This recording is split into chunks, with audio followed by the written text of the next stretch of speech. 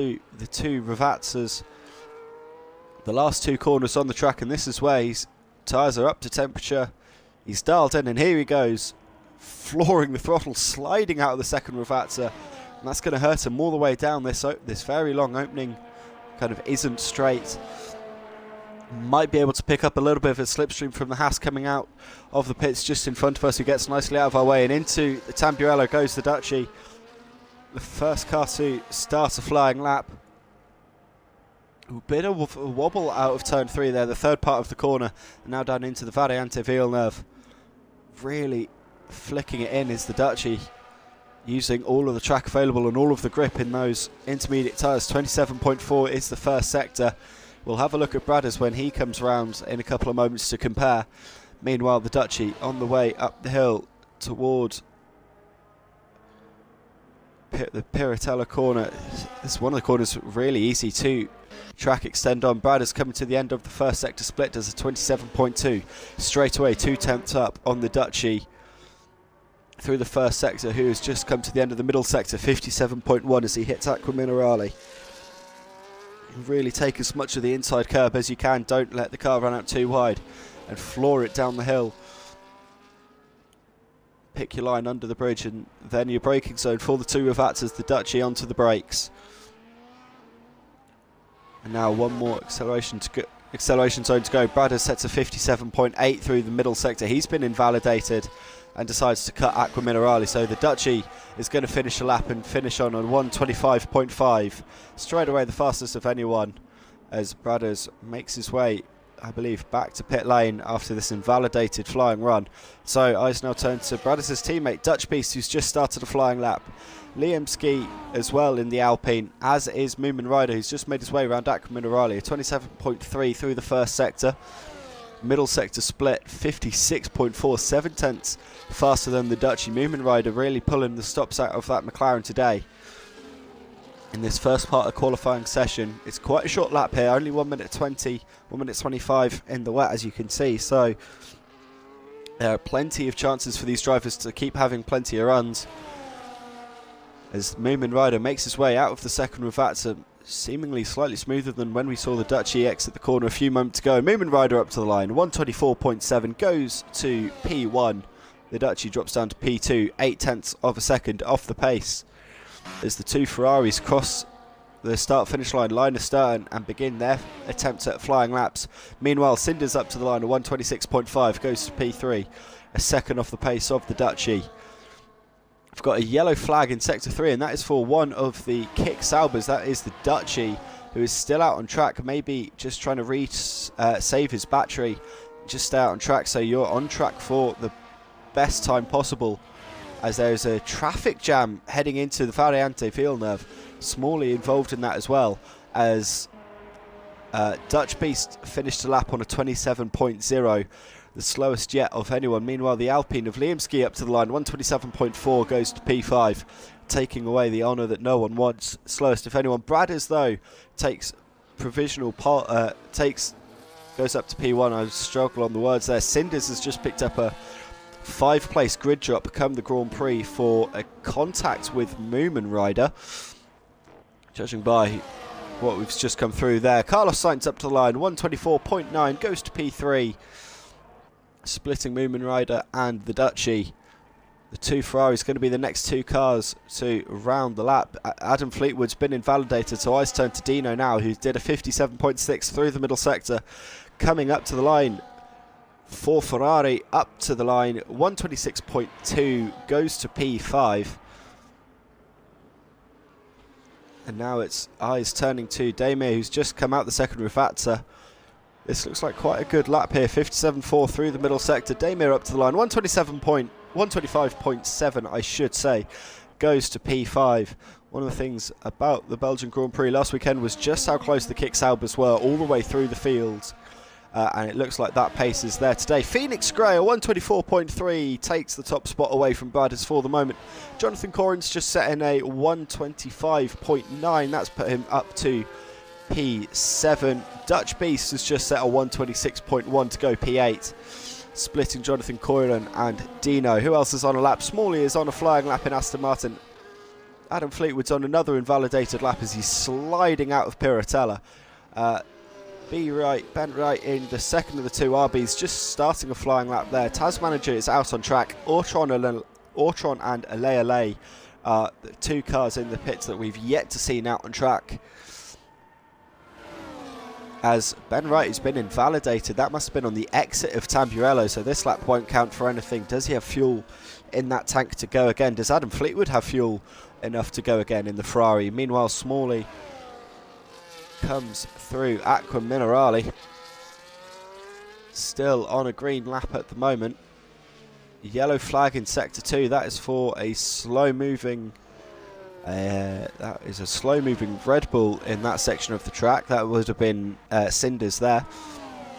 As Smalley rounds the second of the two Ravazzas, gets that Aston Martin engine singing, and up to the line. What can Smalley do?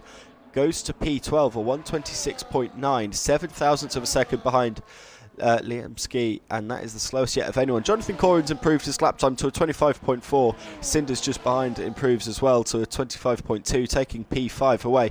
The Dutch Beast has just split the two. Kick Saubers on a 25.6. At the same time, who else is on track? That is Moomin Rider coming up to the line to start a flying lap to improve on a 124.7. Carlos Sainz has snuck a 124.666 in there somewhere. A rather fun number. Taz Manager is on a flying lap in the Mercedes. Still no news yet from Ortron and Ale. That seems to be the end of most people's first runs here at in the first part of qualifying, with just under 9 minutes to go, just over halfway through the session so far.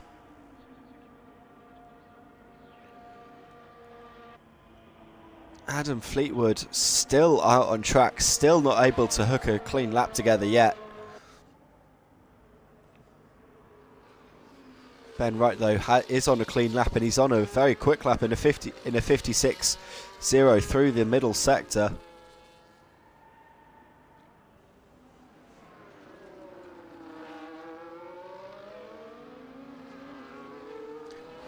Ben Wright rounding the final Ravazza corner. Now this will be an interesting lap time. It's not seen a new purple lap in a while, but the track seems to be getting quicker, and there's your proof, because that's a 23.8, half a second clear, nearly 0.6 of a second clear at Phoenix Grey. Straight away beaten by Moomin Rider on a 23.7. Has the track dried up a little bit here, and are we going to see some tumbling lap times as Shane Ballant in the Mercedes joins us out on track? His teammate Taz Manager has set a 126.7 to go P12, as Ale in the Williams has retired from the session, so Ortron now is on track too. Adam Fleetwood still unable to get a clean lap together. He's been on track. Those tyres must be... We could have a look just how old his tyres are. They're 3 laps old, so that's how many laps Adam Fleetwood's tried to hook up here so far. Can he get another one going on this time as he goes on to lap 5 for his 5th lap? Smalley is on a lap and found nearly found 3/4 of a second through the middle sector. So this is important information for everyone involved. That track is getting faster. It's all about getting on track at the right time, and here we go. Dutch Beast up to the line, 23.8, improves by nearly 2 seconds. He's splitting the RBs for the moment. What someone like the Dutchie doing is on an invalidated lap. Bradders is a while away from any sector splits that we can pick up on. Although Smalley has just gone to a 25.7, just behind his teammate in the second Aston Martin, and goes up to P10. 4 thousandths clear of Damir at the moment. Dino in the Ferrari is starting a flying lap. Ortron's on a flying lap now. Adam Fleetwood 26.8 through the first sector, absolutely flying at the moment.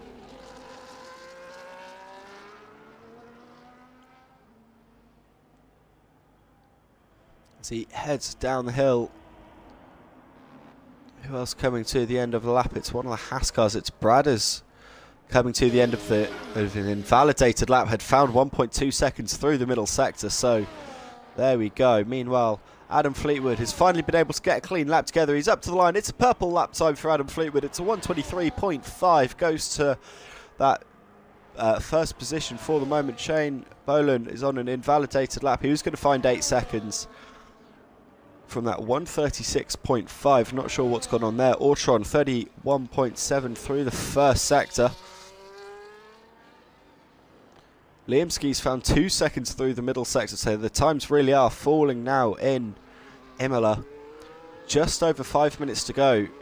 I would not bet that any of those top drivers, Moomin Rider, Ben Wright, Phoenix Gray, Dutchy Brothers, Carlos Sainz or Jonathan Corin, are feeling at all safe with the times that people are finding at the moment. Taz Manager 1:25.6. The track's getting drier.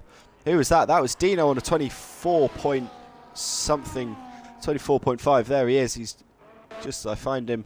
Liamski's done a 24 flat. Ortron a 31.250. So currently with the Lay already retiring, we are currently on progress to lose Ortron and Shane Boland. Both are on track though. Shane is on another invalidated lap, cutting straight across Variante Alta. He's going to be able to get back to the start-finish line in just a couple of moments' time and go again. Daymir on a 25.775 has found a second and a half and just a bit more through the middle sector. So this could go down to a very low 1:24, maybe even into the 23s if he can hook up the final sector for Daymir. As he rounds the second of the two Ravatsas. Dutch Beast 22.9, first car into the 22, 6/10 clear of Adam Fleetwood. Daymir 1:23.6, found 2 seconds over the course of the lap, 2.1 to be exact. So here we go. I've been asked to watch Brothers on this lap as he cut to him, cutting across Variante Alta. But we will indeed follow Brothers on this lap. This is a bit of a quite important lap here for Brothers. 24.559. Finds himself in P9. That lap was originally good enough for P3 if I can put my teeth in.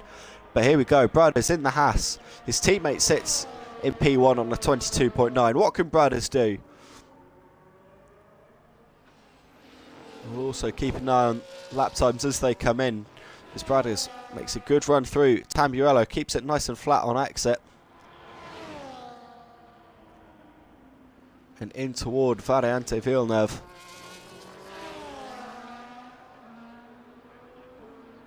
And it's a purple first sector for Brothers. He's found a second already just in that first sector alone. We've got a Mercedes going slowly out of pit lane. This is the important thing about qualifying in the intermediate weather conditions. You need to be on track at the right time.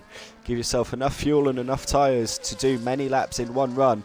And Brothers going through Aqua Minerale and up the hill toward the middle sector split. Here we go. Finds 1.8 seconds, 54.7. This is quick from Brothers. Just needs to finish off the lap now. He's only got 2 corners to go. Yellow flag in sector 2.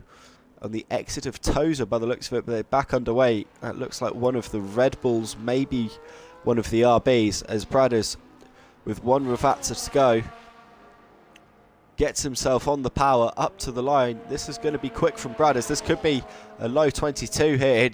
In fact, it's into the 21s. 2.5 seconds found. 1:21.970. 1 second and 3/1000ths faster than his teammate. Bang. Beat that. Phoenix Gray's just put a 23.2 together. Dino 23.4. But even that is still some 1.5 seconds behind what Brothers has just done. Daymir retires from the session in P6. That's feeling brave as Ortron and Shane Boland and Smalley are all out on track. Jonathan Corin needs a lap to improve. Taz Manager retires from the session. That is not a safe place to retire from in P12. Carlos Sainz not improving importantly through the first sector. Who else is on a lap? Who else is on track? Moomin Rider's found 1.2 seconds through the middle sector. He's got 2 Ravatsas to go. Who was that that's just crossed the line? Jonathan Corin joins the low 124s on a 124.226. Moomin Rider up to the line in the McLaren. This is going to be quick. It's a 121.991. Goes to P2. bang. So the 121s is very possible at the moment. Ortron starts a flying lap. The Dutchie is coming around the final corner. He's about to start a flying lap now.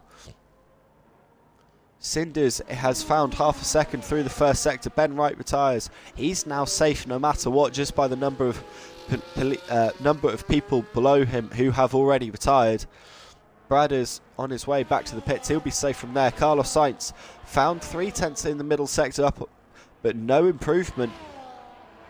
He does need to jump up at least ahead of Liamski to be safe. Cinders on a lap, Smalley on a lap, Ortron on a lap, found 5 seconds through the first sector from that 131.2. Needs to keep it clean for the rest of the lap though. Shane Boland is on an invalidated lap. He's got time to go again though if he has the battery to do it. He crossed the line just in time. 7 seconds to go on the clock, so this is it. These are the last laps coming in now. Smalley to a 24.2. That was Cinders on a 24.5. Jonathan Coyran up to the line. Improves to a 23.8. Who's next? It's one of the Ferraris back into the pit, so it's now the two McLarens. What can they do? Ortron 7 seconds through the middle sector. Needs to get up around Cinders' time at the very least. Ortron up to the line, 22.8, goes to P3, just behind Moomin Rider, his McLaren teammate. The Dutchie needs to find a good lap here as well. Does find a good lap as he crosses the line to a 23.1. Who else is on track? Cinders is not on a flying lap, so who else? Carlos Sainz is on a flying lap. Needs to just to make sure that he is safe from Shane Boland behind, who is going slowly. So no, there it is. Carlos Sainz gets to a 22.9, but that is it as Shane Boland retires from the session. So that is the end of the first part of qualifying. The two Mercedes and Ale knocked out in the first part, with Ale not setting a lap time and Shane Boland not really getting a representative lap time in either. But Bradders on that 121.9, only matched barely by Moomin Rider. Ortron then 9/10 behind in P3. Carlos Sainz, Dutch Beast, the Dutchie, Phoenix Gray, Dino, Adam Fleetwood, Damir, Jonathan Corin, Ben Wright, Liamski, Smalley and Cinders. The top 15 will go through to Q2, where we'll look to lose another 5 from the session.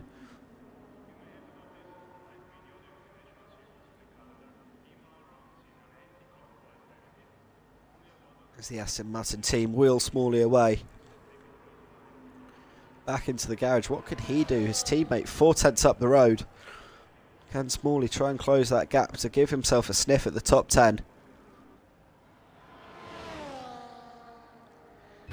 So, dear EA, just as a future point for F1 25 when you get there, don't make us wait for a session to end until the car is back in the pits. Just as a note, Brad is in the Twitch chat saying even that surprised him. The 21.9, that was a glorious lap to watch, Brad is. But there it is, the classifications at the end of Q1. 200ths of a second splitting the top two, and then no one inside, well, one person inside 9/10, but only just.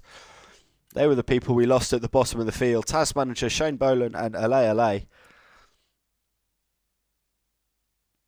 Oh, Bradders is Leclerc. Ah, wait, what? Wait, so Bradders, you told me to watch you on your lap from your own account instead of just saying watch me on my lap. Okay. Okay. Right, okay. Sorry, Carlos. Well, Carlos, you put a very nice lap in there too.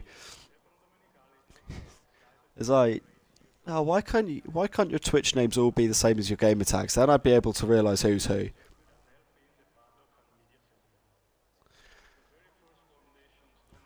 As the green light is on at the end of the pit lane, Q2 is go, and this time we have 15 minutes. And that looks like one of the Aston Martins, be that Smalley or Jonathan Corin, is going to be the first car into the fast lane. And it is Jonathan Corin, I believe. Correction, it is. Which of the Aston Martins was that that's just trundled down pit lane? My game is not telling me. Was it an Aston Martin at all? The answer is no, it was Liamski in the blue and black Alpine. That would be why no one's there. Carlos Sainz in the Williams is the next car out on track, followed by the Ferrari, and now they're all coming out on track.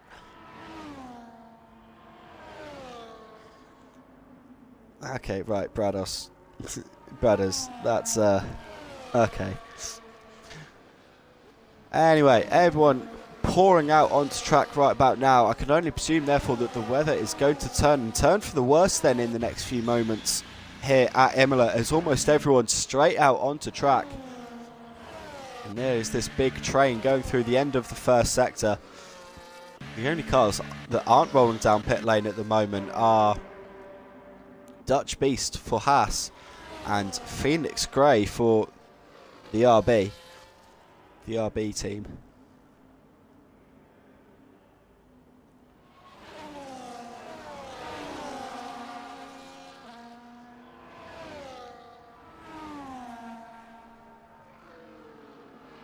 So 13 of our 15 cars on track with 13 minutes to go.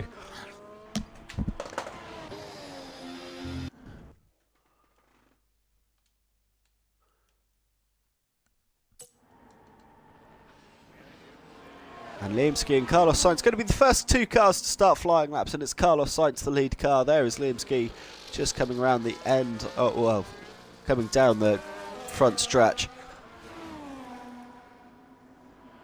Jonathan Corr in the next car, as is Adam Fleetwood, who snuck through. Dutch Beast joins back into the session,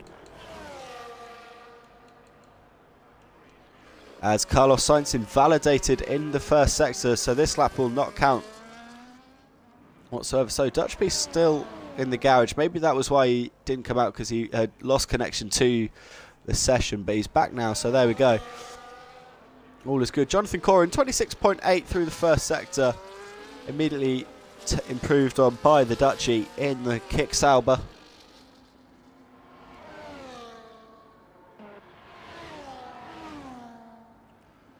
And we'll follow Liam Ski as he comes through Variante Alta. Only 2 corners to go from here. What can he do in the Alpine to end his first flying lap of this, the second qualifying session?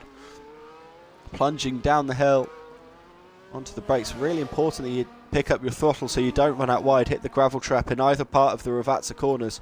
So easy to invalidate, because that is just big enough with the little strip of AstroTurf to run out wide. Liam Ski on a 23.5 sets the early pace. What can Adam Fleetwood do? He's next up in the line. He's in a Ferrari. It's a 122.1 straight away, 1.4 seconds faster than the Alpine.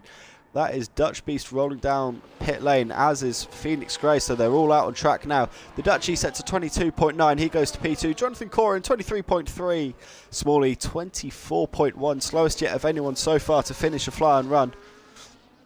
Moomin Riders puts a 22.4 in as well. Cinders 25.966, just about sneaking into the 125s. Dino 123.491, sorry.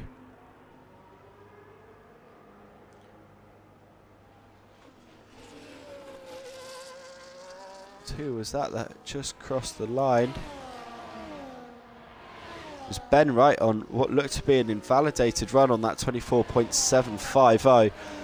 Dami's just slid a 123.366 in as well in Phoenix Grey on a flying run. Ortron is back into the pit, so that was just a cycle lap for the McLaren driver.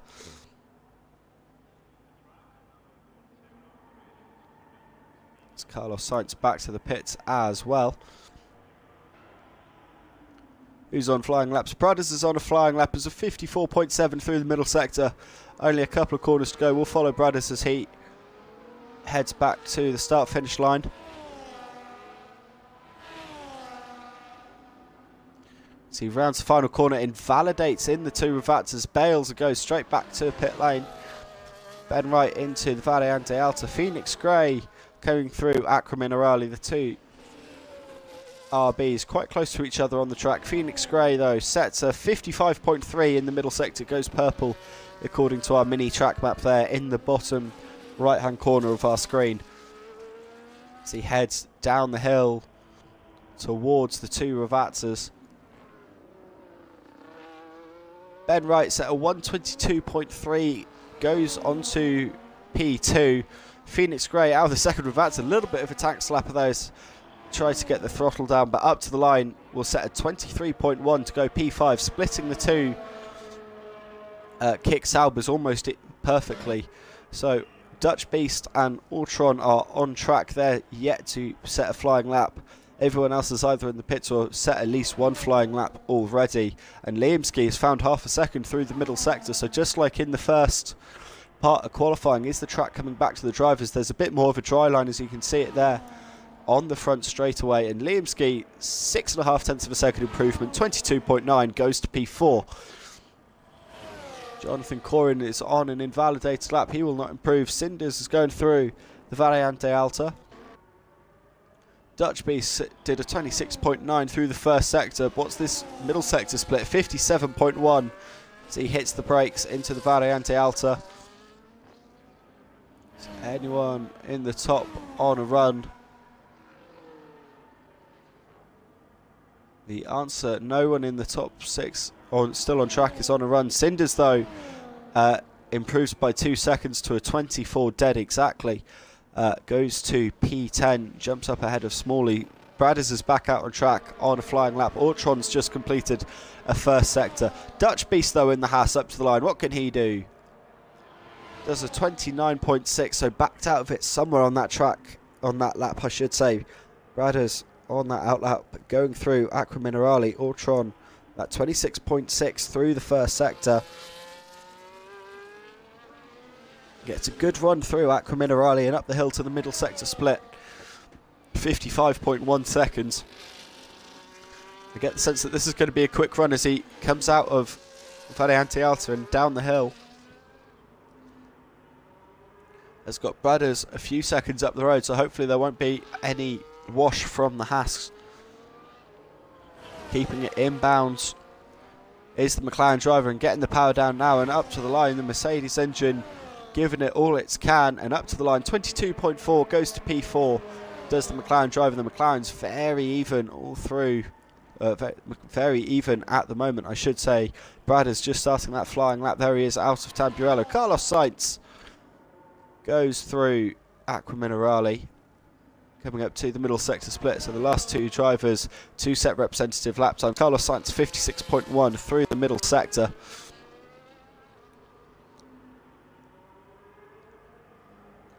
And we know that Dutch Beast has some pace in that Haas as well when he wants to tap into it.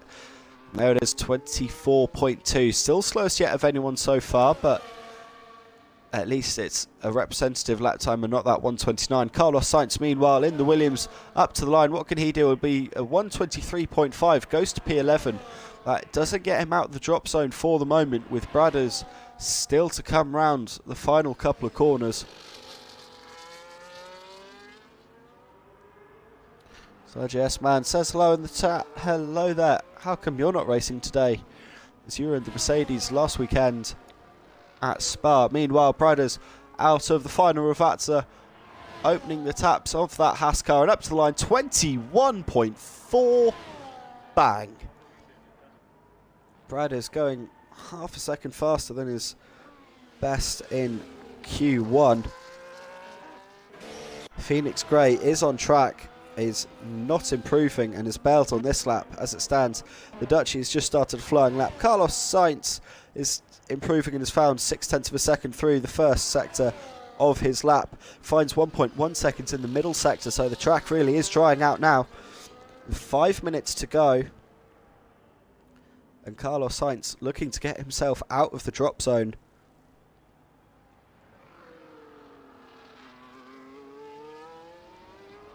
As Dutch Beast has just set a 123.5. That gets him up to B12, just ahead of this man here, Carlos Sainz, who's on his way up to the line. Carlos Sainz improves to P7, 122.844. 7/10 improvement. That drops Jonathan Corin down into the drop zone. Damir in the kick Sauber is the driver at risk, and Smalley is on a invalidated lap, so he'll get plenty more chances with 4.5 minutes still left on the clock. Cinders is on an out lap. Damir starting a new flying lap. Jonathan Corin going for a Scandinavian flick into the second part of the Villeneuve chicane. Dino also on track as well, so all of the top 5 out, or the bottom 5 out on track. Brad is in the pits. The Dutchie just finishing a new flying lap, goes to a 22.5 up to P6. He goes. Damir finding 0.03 of a second through the first sector. Liamski rolling back down pit lane, 3 minutes 40 left on the clock for him to get a new lap time in. Carlos Sainz is on a lap back to the pits. Moomin Rider looking to improve from that 22.4 only by 0.16 of a second, so no positional gain there for the McLaren driver, but just closing the gap up to this man here, Ben Wright in the RB. Adam Fleetwood on track as well. Liamski's been disqualified from the session for blocking the pit lane. He's down to P15. In fact, he might be starting last because it was a disqualification. So now we're just looking for the slowest 4. That's put Jonathan Corin back up into the top 10. Meanwhile, Dino improving. Dutch Beast and Cinders also on laps, as is Smalley in the second of the 2 Aston Martins. Cinders not improving, but only fractionally behind his previous personal best. Dino not improving either, so maybe it's just getting a little bit wetter. Maybe the track's going to fall away now with the last 2.5 minutes. Jonathan Corin's found a 1/4 of a second through the first sector. But it's going to be Cinders, the first of the bottom 5 to come up to the start-finish line and finish a lap. Cinders has bailed on this one. He's going to go again.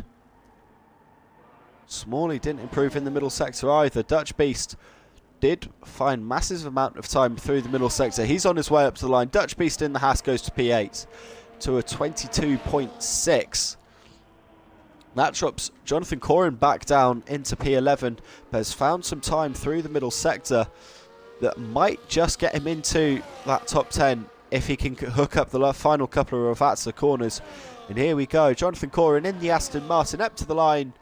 Does improve, does get into P10 to a 123.1. That drops Damir down. Damir's on an invalidated lap. He has time to save up his battery and go again with 1.5 minutes left in the second part of qualifying. Who else is on track that might be at risk? Dutch Beast on track. He's just set that lap that got him into P8. Dino on a slow lap at the moment. Cinders is on another slow lap. He'll be able to get round if he wants to and go again. Smalley's back in the pits. His session's done, so we've lost Liamski and Smalley. So now it's just the bottom 3. Who's going to be the slowest 3? Damir's returned to the pit lane. His session's done. He's not going to improve from the 23.3. That means he's out of qualifying.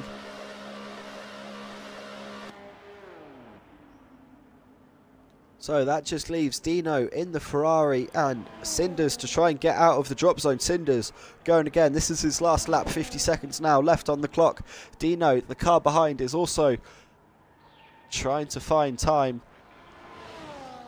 Dino needs to find at least 0.3 of a second. Nearly 0.4 of a second. Cinders has got to find basically a full second, so no pressure for the Ferrari and the Red Bull driver, as Cinders makes his way around the Variante Villeneuve with a little bit of a wobble and not improving. That's the wrong way for Cinders at the moment as he makes his way through Tosa. Dino, though, not improving either, so neither driver going in the right direction. Jonathan Corin's returned to pit lane. He's happy. He thinks he's safe. As Cinders heads down into Acqua Minerale. Such an important corner to get right, and that's how you get it wrong. Cinders has had to bail on this lap. That's it. He's out of qualifying. What can Dino do? He's got himself invalidated. So there we go. That is the bottom 5 done and dusted. We're on to Q3 now.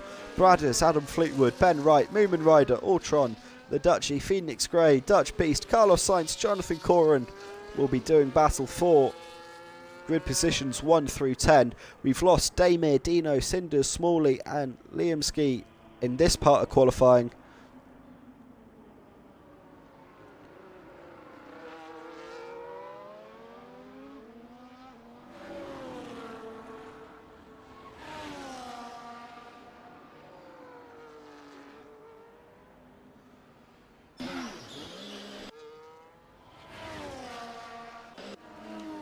Meanwhile, we still have a couple of drivers out on track, both returning to the pit, so there we go.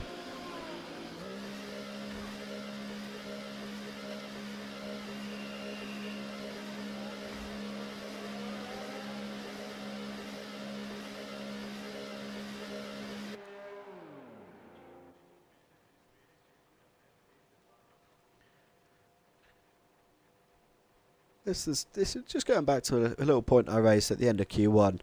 EA, can we not when the last car of the session gets this engine turned off? Can that be the end of the session? Can it not be when the car gets pushed back into the pits and the tyre blankets are on?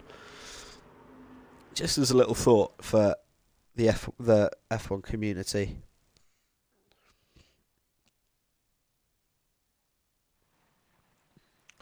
Carlos Sainz, very happy that he's made his way there into Q3 in the Twitch chat.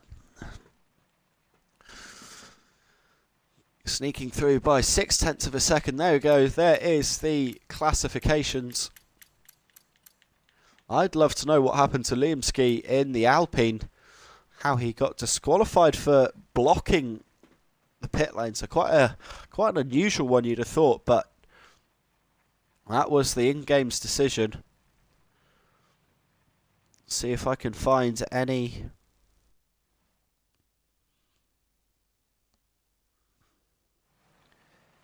No chat of it in the Discord. So now we're on to full wet conditions. Judging by the amount of rain falling, we have a green light at the end of the pit lane, and here we go for quali 3. Where it's all about just being the fastest man possible. At the end of 12 minutes, we've got 2 Haas cars, 2 McLarens, 2 RBs, 1 Ferrari, 1 Kick Sauber, 1 Williams, and 1 Aston Martin. And it's going to be Bradders on the blue-walled full wet tyres. That's the first out onto track. The blue wall tyres clearing up to anywhere, I believe, around 80 litres of water a second, compared to the intermediates, rather measly 30. I say rather measly, that's still a lot of water clearance when you sit at nearly 200 miles an hour on the constantly.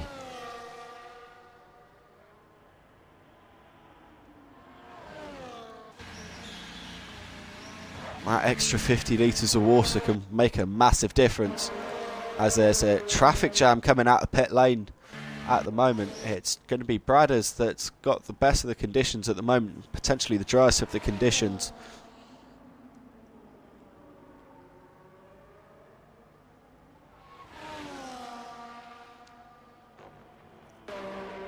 Adam Fleetwood still in the pits for Ferrari at the moment, as is Jonathan Corin. Dutch Beast was rolling down pit lane, as is Moomin Rider, so only 2 not joining us straight away out on track.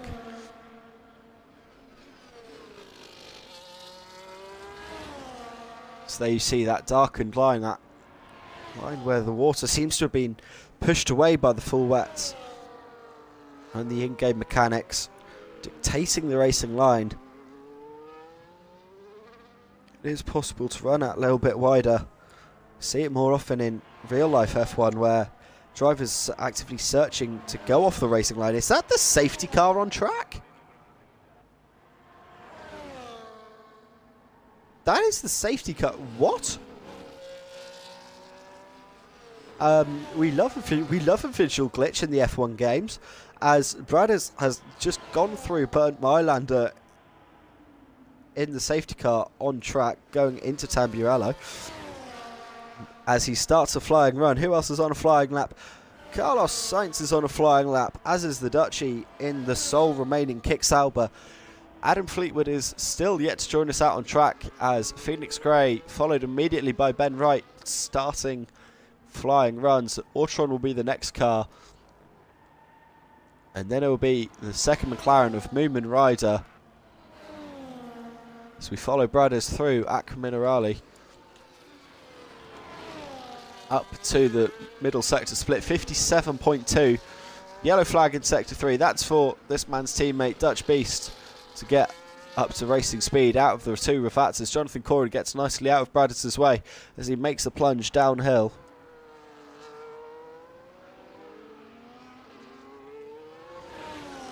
And Bradders into the second of the two Ravazzas. Almost a little bit of a drift, gets the power down. And Bradders up to the start finish line, 125.5. Straight away laying claim on that provisional pole position. What can Carlos do in the Williams? 128.3 on an invalidated run. So the Dutchie now is going to be the next challenger in the Kick Sauber up to the line. 125.5 is the magic number. It's a 126.3, 8/10 off the pace through the first couple of flying laps. Phoenix Grey's on flight is the next car on track. Coming out the two Ravazzas, IGS man thankfully telling me that it's only a spectator visual bug. Phoenix Grey 125.659 goes to P2, beating out his RB teammate 125.9. Ben Wright goes to P3, only a 1/10.5 splitting Phoenix Grey and, or not even a 1/10.5, just a 1/10 splitting the front row as it stands. Ortron returns to pit lane, so it's going to be Moomin Rider in the McLaren who's drifting out of the second Ravazza, coming up to the line 125.9, hundredths of a second behind Ben Wright to get onto row 2. Dutch Beast 127.7, slowest yet of anyone so far. Jonathan Corrin and Carlos Sainz both on track, both on laps, and coming to the end of them. We're still yet to see Adam Fleetwood out on track. Ortron has done a sighter but has not found any time. Jonathan Corrin 127.4, Carlos Sainz 126.0, and they make up positions 5 and 7 respectively.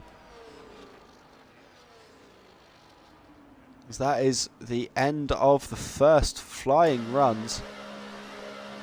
6 minutes 40 left on the clock. I wonder, will we see many drivers just stick out and just keep doing laps just to see if they can stay on track until the track time is right?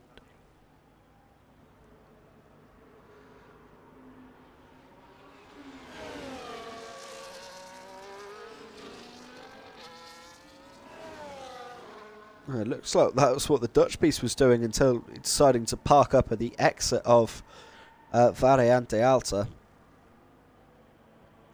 Ortron in the McLaren back out on track. So we'll get to see his first attempt at a flying run, maybe, if he can keep it in the white lines. Still no signs of Adam Fleetwood.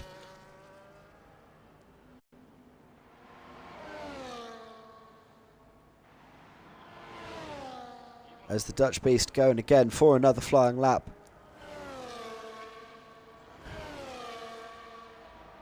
Jonathan Corrin returning to the pits, as is Carlos Sainz. There is the visual glitching safety car. Moomin Rider still out on track, still looking like he's going for a purple lap. Ben Wright back out on track and found 3/4 of a second through the middle sector. He stayed out on track as well. 3/4 of a second through the middle sector. That's quick. This could be pole pit. This could be provisional pole and a marker going to Bradders and Phoenix Grey as he makes his way around the two Ravazzas.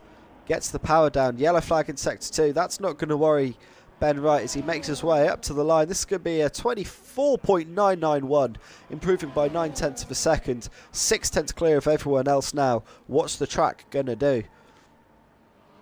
Are we going to see intermediates again by the end of the session? Will the rain clear up enough? Dutch Beast has made a purple middle sector in the Haas on that, looking to improve from that 27.7. Ortron on a flying lap as well, 28.6 through the middle through the first sector, I should say. Dutch Beast with the power down on his way up to the line. What can he do in the Haas car? 126.3. It's an improvement by nearly 1.5 seconds. Goes to P6, jumps the Dutchie. Carlos Sainz back out on track. Phoenix Grey back out on track. Moomin Rider starting a new flying lap. He's stayed on track. There's 4 minutes to go. And Ortron 58.8 through the middle sector.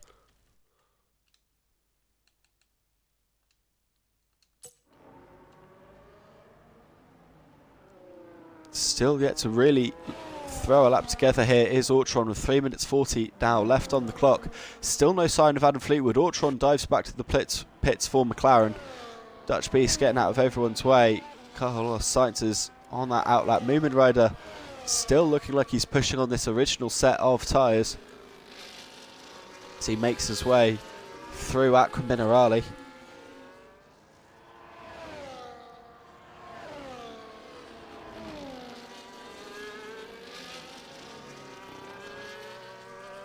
As Jonathan Corin rolls his way out of pit lane, he's on track.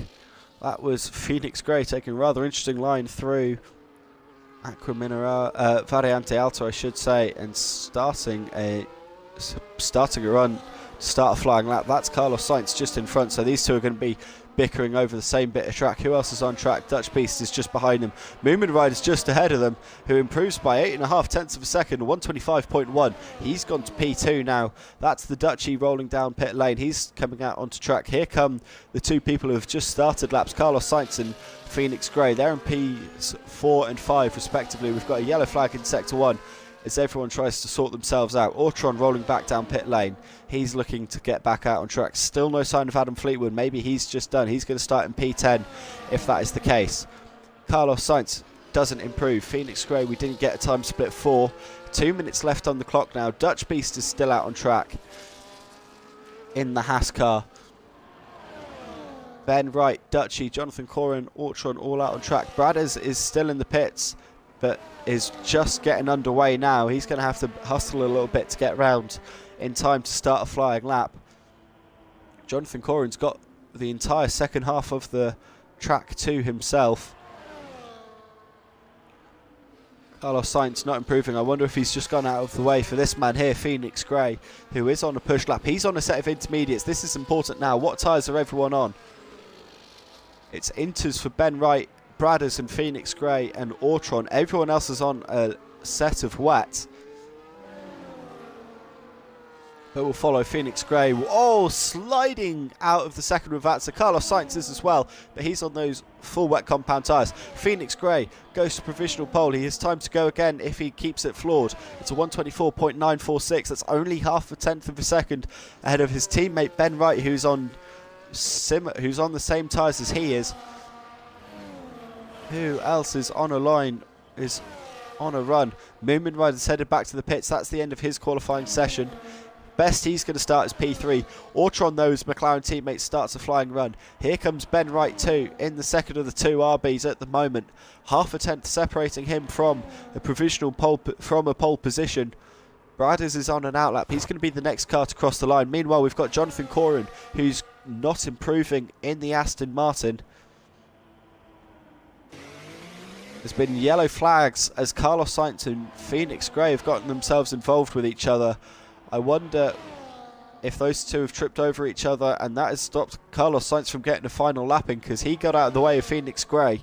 Was the favour not returned? Jonathan Corin did not improve. Can he keep his foot in for the last 15 seconds and start a new flying lap? Bradders is on a flying lap. He's headed through Tamburello. He's got 6 tenths of a second to find to take a provisional pole position away from the RBs. Meanwhile, it's his teammate Dutch Beast. It's the next car on track. The checkered flag has fallen.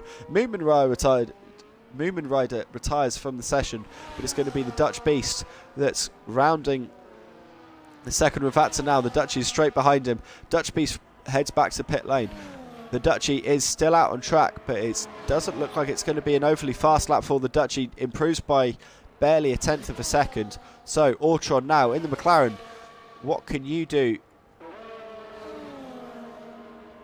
to get that McLaren up the field, up from row 5? It goes to provisional pole, 124.8. Now the pressure's back on.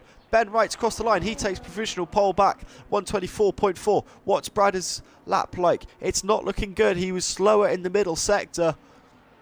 Ortron sitting on that pace right to the end of Q3, pulling a 124.8 out of seemingly almost nowhere. Maybe he was just on the right tyres at the right time. Bradders up to the line, improved by 9 thousandths of a second, but not a position. Jonathan Corin is still on track. He's not going to improve. That's the checkered flag. It's RB McLaren, the front two rows, Bradders in P5. Bradders saying messed up in Sector 1, but there you go.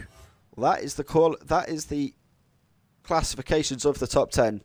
Ben Wright 124.4, Ortron 124.8, Phoenix Grey 24.9, Moomin Rider 25.1, Bradders with that incomplete final lap on a 25.555, Carlos Sainz 26.0, Dutchie 26.2, Dutch Beast 26.3, Jonathan Coyron 27.0, the slowest of anyone who set a lap time. Adam Fleetwood in the Ferrari did not set a lap time but was very quick in Q2. What can he do come the Grand Prix?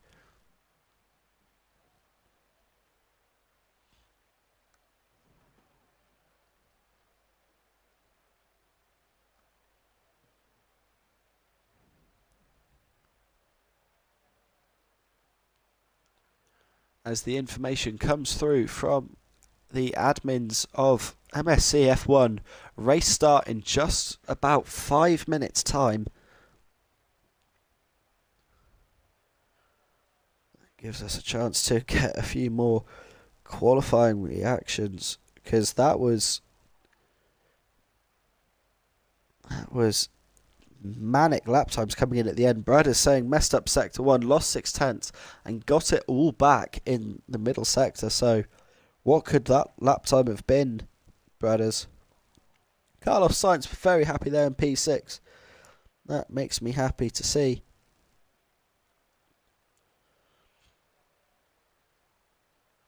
Say hello, anyone else who is watching along. It's always nice to hear from people.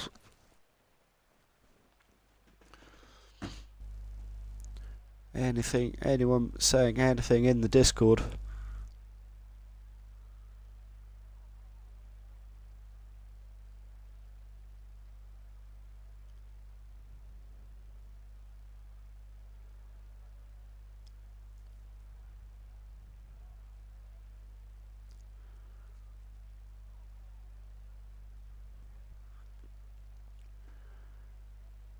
At this point, I could do some live qualifying reactions with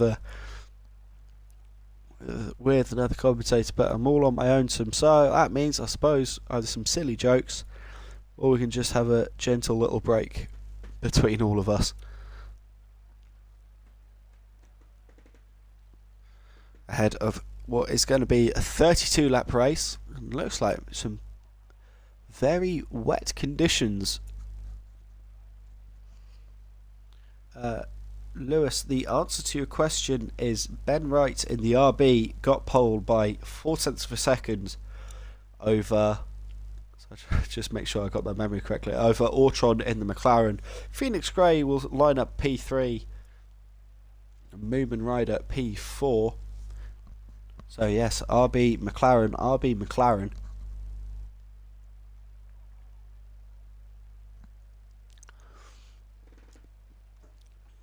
Oh yes. And Lewis, I believe your reserve cover in Bradders will line up P5. Was unable to get a yeah, there you go. Saying it in the Twitch chat. Unable to get a final flying run in Q3 on a set of intermediates that looked like they were the quickest. They were the quickest tyres to be on right at the end. I'd love to have known what was. Carlos, because I know you're watching, because you've been popping up every now and then in the Twitch chat. What happened between you and Phoenix Grey on your final flying run? Because there was that yellow flag at Tosa, but we were following laps at people coming to the end of the laps. I'd love to hear the story behind that one. As the clock ticks down, we've got just over a minute and a half left to go before scheduled lights out. Brad is saying he's going to try and work his way up the field. Well, it looks like there's some good pace in front of you, Bradders, so good luck to you.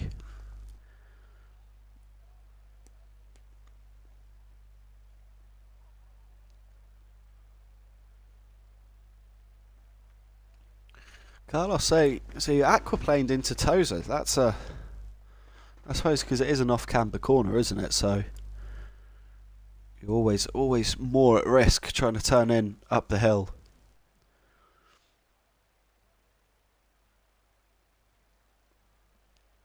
As the clock ticks down, less than a minute to go, the 60-second board has been shown.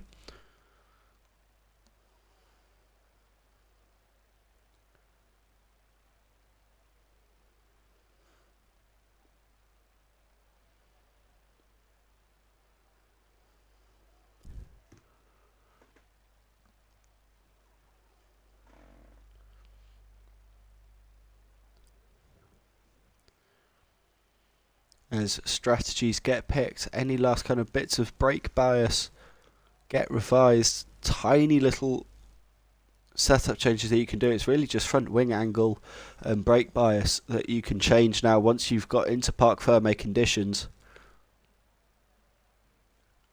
As the rain still continues to fall, the clocks tick down and the tension builds.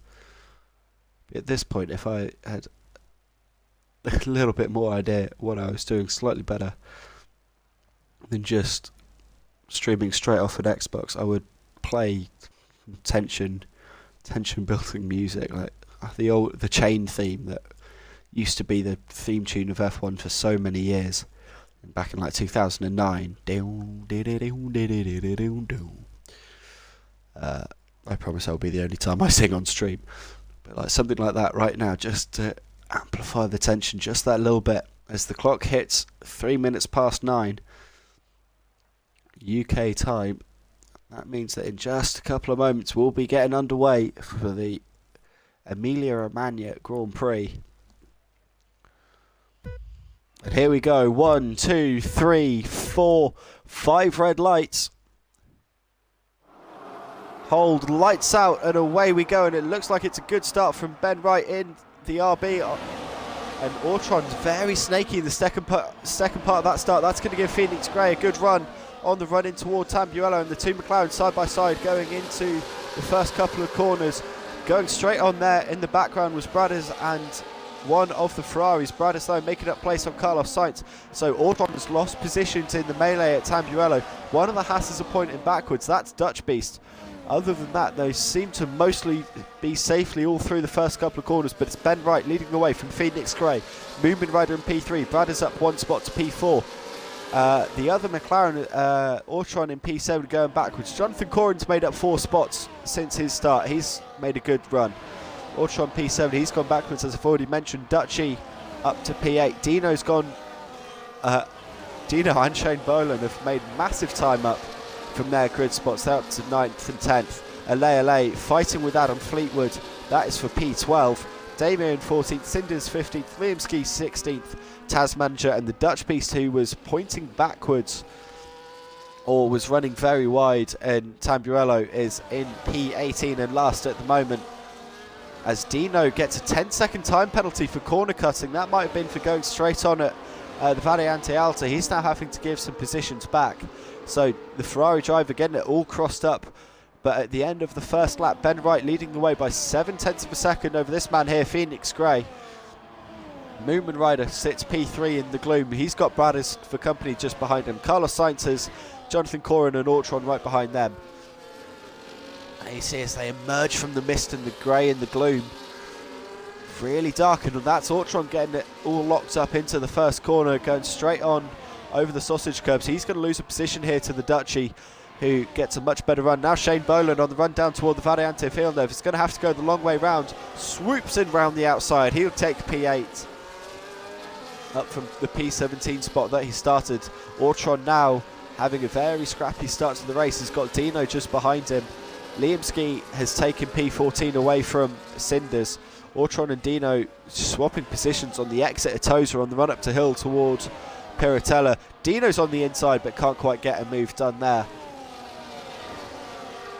Meanwhile, at the front of the field, Phoenix Gray nestled up behind his teammates in the tram tracks, they call it, as they hit the Variante Alta. And it's the top 4 breaking away, 1.5 seconds, then back to Carlos Sainz, who's got a 1.5 second gap back to Jonathan Corrin, who's got the Dutchy all over him. Out of Variante Alta, plunging downhill toward the Ravazza corners, looks up the inside. He'd have to go from a long way back. Thinks better of it on this occasion. As Phoenix Grey sets a new purple lap, immediately beaten by Moomin Rider, 129.5, but Phoenix Grey right up in the slipstream of Ben Wright, his teammate. Only a few points separate them in the Drivers' Championship, so a move here could be massively important for the championship standings, and that was Jonathan Corrin getting a little bit of rear locking on turning into the first part of Tamburello, gets a mighty exit out of the corner, but the Dutchie for half a second thought he might have a move going on there. Ale is right on the back of Dino, on the down to Variante Villeneuve, has a look up the inside, thinks better of it.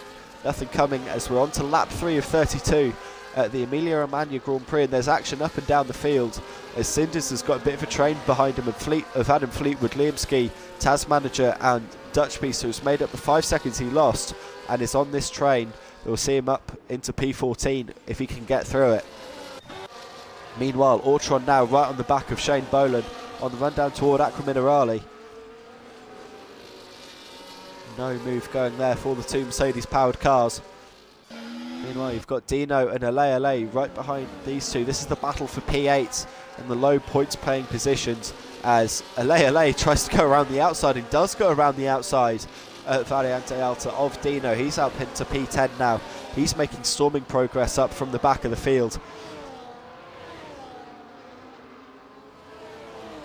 Meanwhile, the top 4 breaking away. Ben Wright responds with a new purple lap. Bradders goes even faster, 29 zip.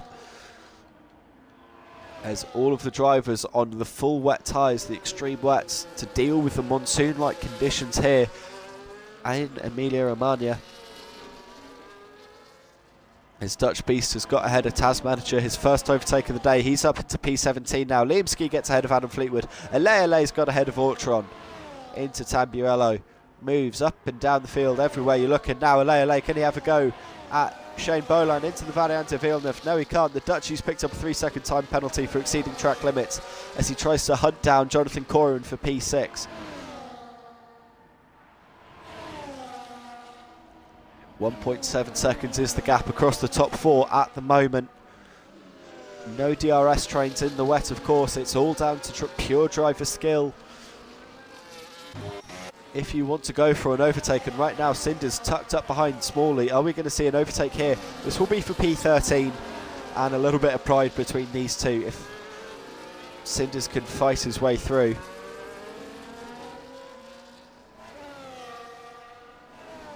At the front of the field, Phoenix Grey only a couple of tenths of a second behind Ben Wright, really pushing all the while. Ortron's picked up a 3-second time penalty too. He's now down to P12. He's lost out to Daymere in the meanwhile, but Phoenix Grey 4 tenths behind, only a couple of car lengths. He's in the slipstream, he's going fast. It's a 28.8 purple lap. The top 4 trading fastest laps at the moment, and maybe it's Bradders in the background on Moomin Rider having a look into Tamburello. Nothing going on this occasion, but maybe on exit though he's taken a slightly different line. It's going to be a good run down toward the Variante Villeneuve there, side by side. But no, Brad is not quite with the exit that he needed to get up into P3, into the podium paying positions. But there's just a little bit of a gap beginning to form between the two RBs and Moomin Rider, and they've got to be careful here as we've got a yellow flag in Sector 1. Smalley's gone backwards. He was right up behind, he was fighting Cinders. I wonder if there's been contact there, as Smalley's gone backwards to P17. Ale's got ahead of Shane Boland. Dutch Beast now picks up a 3-second time penalty for track extension. It's Jonathan Corrin too as well, so penalties coming in thick and fast here. I said it was an easy track to extend on. Shane Boland too picking up a 3-second time penalty. He's in P9. That's not going to help him as he tries to fight Ale and Dino and Daymere too. Meanwhile, Carlos Sainz living in a world of his own at the moment, 3 seconds off the leading pack, 3 seconds clear of the midfield pack. He'll be enjoying this. He can just get on and find his pace and his rhythm. Keep those wet weather tyres working nicely. They do tend to overheat when the weather clears up, and it can do. Here's Phoenix Grey, 3 tenths, 2 tenths. Are we going to see a move for the lead? No, Phoenix Grey thinking better of it. Meanwhile, we are going to see a move for P3 as Brad is having to go the long way round. There might have been a little bit of contact there. There were some sparks flying on the screen, but Brad is round the outside. He's up now to P3. ahead of Moomin Rider. I wonder if there was any contact, if that's going to hurt in any way the McLaren driver. Meanwhile, Damir right up on the back of Ortron. Dino's picked up a 3-second penalty too in the Ferrari. Penalty count is going to play a massive role in the end of the race. Smalley's picking one up too now for good measure.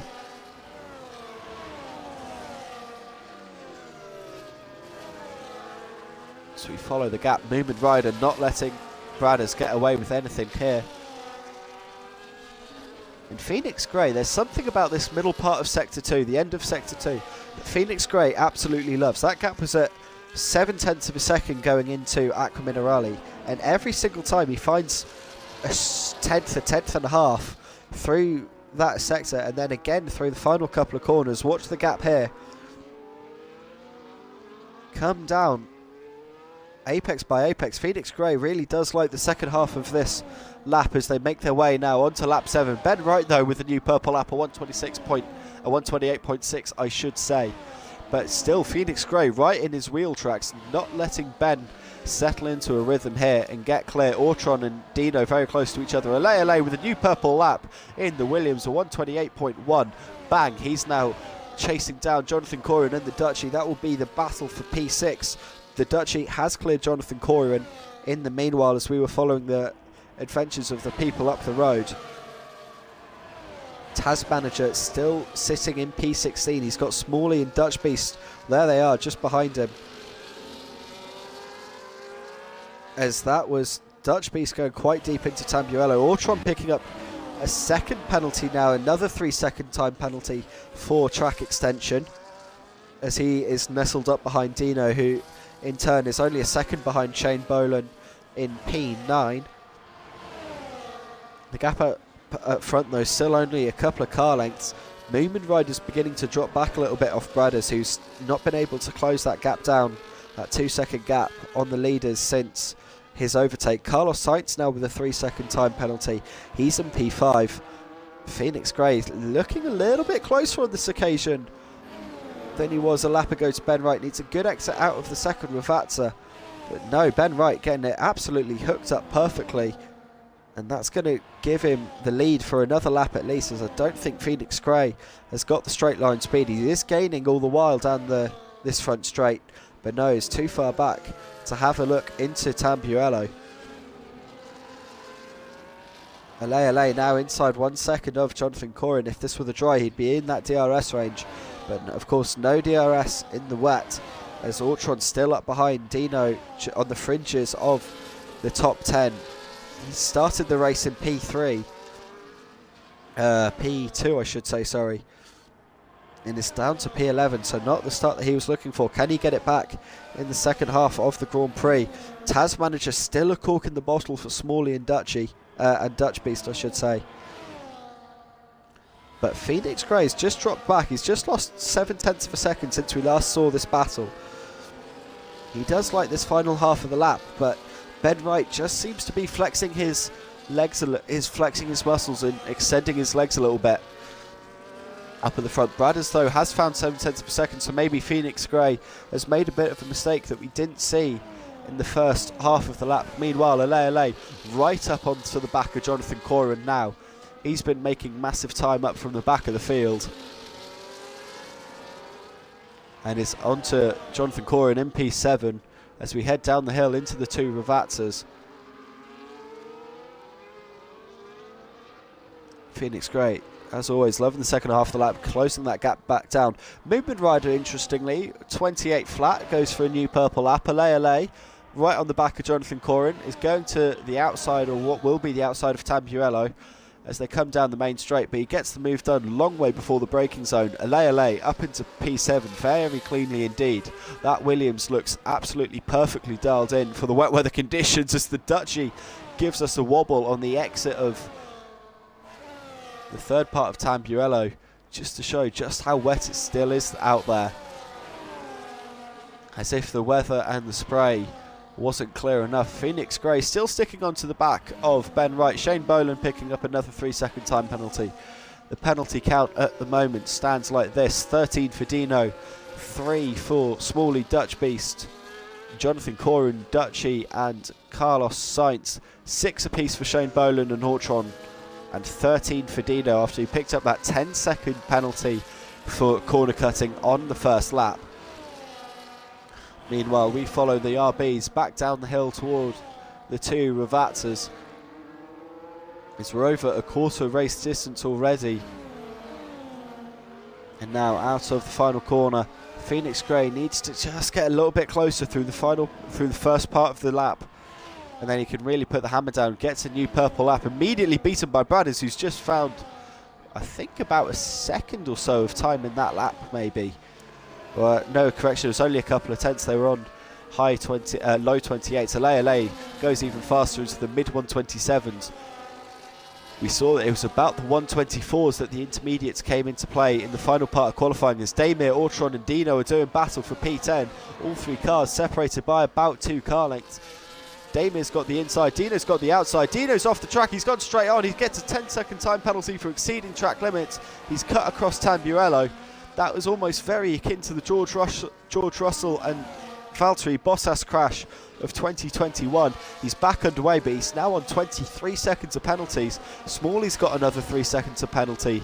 Now the rule that the in-game stewards typically run by is 30 seconds of penalty is a disqualification.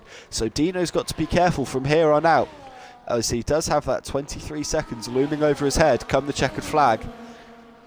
Although I believe he'll be able to pay off the 10 seconds in a pit stop, or the 20 seconds now in a pit stop, as Phoenix Grey into the 2 Ravazzas. He looks a little bit closer than he did a couple of laps ago, but probably not quite close enough to make a move. But there is Bradders in the background. He's still putting pressure on. Phoenix Grey, 127.5, new purple lap. Trying to reclaim that extra point for the fastest lap as the gap is closing.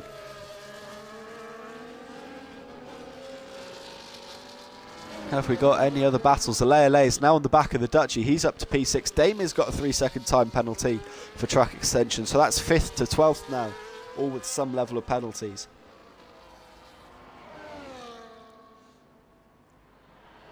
Smalley still tucked up behind the back of Taz manager. Adam Fleetwood's gaining on Cinders as well. That'll be the battle for P14 if he gets there. Smalley gaining on Taz manager. Are we going to see a move for P16? Not quite. They'll be coming from a long way back from there. Smalley thought about it, tucked back into the wheel tracks and then tucked back out again. I thought Smalley was going to go for an Oscar Piastri level dive bomb into turn 1. Thought better of it, didn't make it happen. Meanwhile, the 2 RBs are closer than ever on lap 11 of 32. Phoenix Grey's putting the pressure on his teammate Ben Wright in the lead of the Grand Prix at the moment as they head down the hill out of the Variante Alta down towards the 2 Ravazzas. And Ben Wright's hooked up this part of the lap. Liamski picking up a 3-second time penalty too. That's P13 with a penalty now.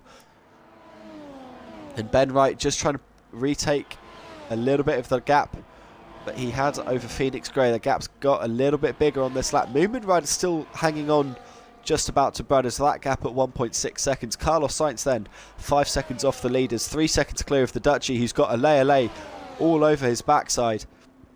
And we might see a move going into Tamburello. We've seen it already a couple of times from Alea, but no, he's too far back on this occasion. Then it's Jonathan Corin in P8. Bradders with a 3-second time penalty for track extension. That's going to be massive toward the end of the race if the leaders stay as close as they are.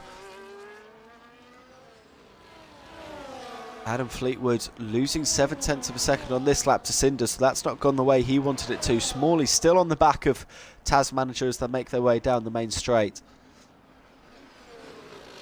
And we've got a yellow flag in sector 1. That's for Cinders, who's come a cropper at the exit of Tamburello. So he's going to drop down to P18 and last.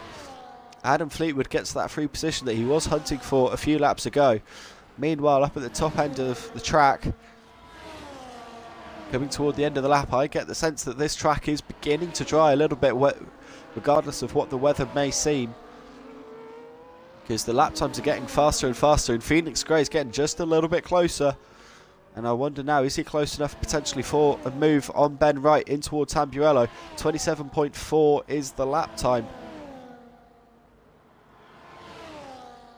3 new purple laps for the top 3. Moomin Riders lost a 1.5 seconds on this lap alone. Ale right on the back of the Duchy as they make their way past where the grid is and up toward the first couple of corners. Oh, Ale getting it wrong, going straight on and through the polystyrene. He's not lost much time, but just going straight on there. Not sure what went on for Ale, but he did just go straight on. Shane Boland's got Ortron right up his backside. Going through Tamburello, Damir's got Dino there as well, who's just picked up another 3 seconds worth of time penalties. Dutch Beast closer to Smalley than Smalley is to Tasmanja. Are we going to see a move for P16? Not on this occasion. But we are going to see a move for P9 though at Tozo. We're going to cut to the end of the battle as Ortron is up to P9. Shane Boland though is going to come back going up toward Piratella. Slightly too far back, gets forced a little bit offline. Shane Boland's gone straight on, as was Ortron, running very wide. Ale's picked up a penalty too in P7. As he's still right on the back of the Duchy, going through the Variante Alta. Maybe with a good enough exit. He's got a run, not quite. Didn't have a good exit as I potentially thought he did, as they make the plunge downhill. Shane Boland with another 3 second time penalty to his name in P10. He's lost track of Ortron already, who's a 1.5 seconds clear of the Mercedes driver. Meanwhile, Ale tucked up behind the Duchy. He's pulling alongside. He is alongside as they make their run down the main straight. We're going to switch on board. And just because they're kings, the Duchy can stay ahead as they hit the brakes into Tamburello. Cinders with the 3 second penalty too. And Smalley dropping off the back of Tasmanager. He's going to open himself up to attack here from Dutch Beast. Going to, oh, Smalley getting loose out of the first Ravazza. Tasmanager picking up a penalty too. But now Smalley under pressure from Dutch Beast. The battle for the minor places is just as important to those fighting them as the battles further up for the lead. So can the Dutch Beast make a move? No, he's too far back on this occasion, but still that pressure's building, and we can see that Smalley is beginning to crack to some extent. Ben Wright, Phoenix Gray up at the front though. Phoenix has been putting all of the pressure on Ben, and still nothing's quite come to him yet so far today. And Ale putting all the pressure on Dutchy too. Phoenix Gray out of the second Ravazza. This is the key corner. If he could just get a slightly better exit while it's still wet, he might be able to pull alongside and have a run at his teammate for the lead. But at the moment, he just doesn't get the exit he needs. So let's have a look. What kind of lap times are the drivers doing? Carlos Sainz is doing a 28.4. 28.6 for the Duchy. Ale right up the backside again. He's got to get to the inside if he can. The Duchy hogs it as best he might. Here we go. Ale had a look up the inside, was too far back, almost got on the grass as he went to turn in there and almost went for a slide. Got control of it and didn't end up in the barriers or in the back of the car in front. Smalley though and Dutch Beast doing battle into the Ravazzas. This seems to be where Dutch Beast has the advantage, coming down the hill out of the Variante Alta. Can he now though get a good enough exit out of the second Ravazza to get the straight line speed to pull alongside? But no, the Duchy, Smalley, sorry, has some good top line speed there. I'm so used to saying the Duchy in the battle with the Ale. Shane Boland with another 3 seconds worth of time penalties. That penalty count is slowly beginning to climb as Phoenix Gray dropping a little bit off the back of Ben Wright. The pit stops might only be a few laps further down the line. And let's have a look though, what kind of lap times are the leaders setting. 27.3 is a purple lap for Ben Wright. He's trying to make that gap out a little bit. Bradders sitting there in P3, getting dropped a little bit. Dutch Beast now with a 3 second time penalty, as is Moomin Rider getting dropped a little bit as well. Ale, he's got to be getting so frustrated behind the back of the Kick Sauber as they make their way down the front straight in toward Tamburello. There is Carlos Sainz. Carlos Sainz has slowly been losing time to these two all the while they've been fighting. He's going to be coming under pressure for that P5 spot in a couple of moments' time. Let's have another look at the penalty count. And there you see it. 3 for Cinders, 6 for Dutch B, 6 for Smalley, 3 for Tasmanager, none for Adam Fleetwood, 3 for Liam Ski and Damir, 26 for Dino, 12 for Shane Boland, 6 for Ortron, 3 for Jonathan Corin, 6 for LA, 3 for the Dutchy, 6 for Carlos Sainz and 3 for Bradders. Tasmanager has just lost 2 places in once. I wonder if there's potentially been an error made. No, that's because Tasmanager is in the pits and is going on to a set of intermediate tyres. It's an early change to the Inters. I reckon we're still maybe a couple of seconds a lap off them, off the crossover point. Smalley and the Dutch piece doing battle on the exit of Tamburello. Smalley holding on to that P15 as it is now for the moment. We'll be interested to see what kind of times Tasmanager can do. Carlos Sainz picks up another 3-second time penalty. He's losing time now. He's under pressure from the Dutchy and the LA. That gap is 1.1 seconds between the 3 of them. Phoenix Gray getting closer to Ben Wright. Shane Boland now onto 15 seconds worth of penalties, as the leaders make their way through Tamburello.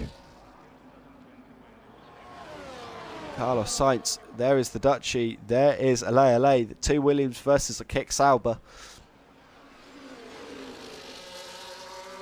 Tasmanager has got those Inters to fire up quickly and is taking time out of Cinders. So important news for everyone, if they can pay attention to it, is that Tasmanager on those Inters seems to be doing alright at the moment on them, but we'll see how his lap times compare to those around him and those he was racing. Meanwhile, the battle for P5 well and truly on. We will be following that very closely. Smalley into the pits too now as well. Jonathan Corin and Ortron very close to each other. That's the battle for P8. What tyres is Smalley going on to in the Aston Martin? It is a new set of wets, or at least another set of wets. So he's back out on track, no change there. IJS man saying that he reckons the Inters are perfectly fine. People should be switching to Inters. Well, this is an important lap for Tasmanager to see how he compares to that of Smalley and Cinders. There are the leaders. Still only separated by a few tenths. Brad is diving into pit lane here. What's Bradders going to do? Has he seen that message from IJS man? Moomin Rider 2. Smalley gets a 3-second time penalty. Moomin Rider wants some Inters. Bradders wants some Inters. They've decided there is the crossover point for these two. The Dutchy's having a go at Carlos Sainz. There's a little bit of contact. The Dutchy's going through the polystyrene barriers. There's even more contact. Dutchy had to take to the inside curb. He's going to get a 3-second time penalty. And now LA, can he have a run at the Kick Sauber? Has his teammate done him enough of a job? No, not quite. And it's still Carlos Sainz, the Dutchy, LA as they were. Ortron's got ahead of Jonathan Corin. Bradders came out ahead of Dino. Moomin Rider came out behind Damir. Who's that spearing off into the barrier? That's Damir and Liam Ski on the exit of Tamburello. I didn't see what caused that. Bradders picks up another 3-second time penalty, but that's some damage there to that Alpine. What happened with Damir? He seems to still have all of his front wing. Adam Fleetwood and the Dutch Beast are into the pits. Tasmanager is improving. He's setting a new personal best. It is time for the Inters. IJS man was right in the Twitch chat. There is Smalley. He went onto a new set of wets. LA's got ahead of the Dutchy. That would have been going into the Variante Alta. Phoenix Gray's diving into the pits for the RB team. Here we go. Now this is important. What can he do in comparison to his teammate? As LA and Carlos Sainz swap positions, and the Dutchy gets ahead of Carlos Sainz. Not quite. He goes out onto the gravel. Carlos Sainz getting all of his elbows out there and a little bit more. Yellow flag in sector 1. That's for the Dutch Beast, who's gone straight on at Tamburello. Bradders has got ahead of Shane Boland. That was going into the Ravats as Phoenix Gray now dropping down the order as he is in the pits. He's on a set of Inters too. He's going to come out in beautiful clean air ahead of Bradders, which is where we were expecting him to come out. Ortron wants a set of Inters. Shane Boland onto a set of Inters. Dino wants a set of Inters too. Who else was in the pits there? That's onto a set of Inters. They're all onto a set of Inters as far as I can see. Liamski's made it back to the pits after that collision with Damir, who stayed out on track this time around.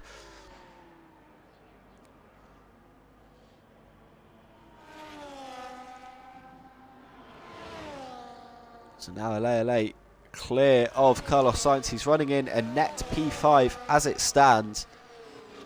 But he still has to make a pit stop. Cinders, with Limsky still in the pits, gets ahead. Dino has served, I believe, 20 seconds worth of his many penalties that he's accrued. Carlos Sainz is having to defend for all his worth against the Dutchie. This is just going to help his teammate LA get clear and up the road.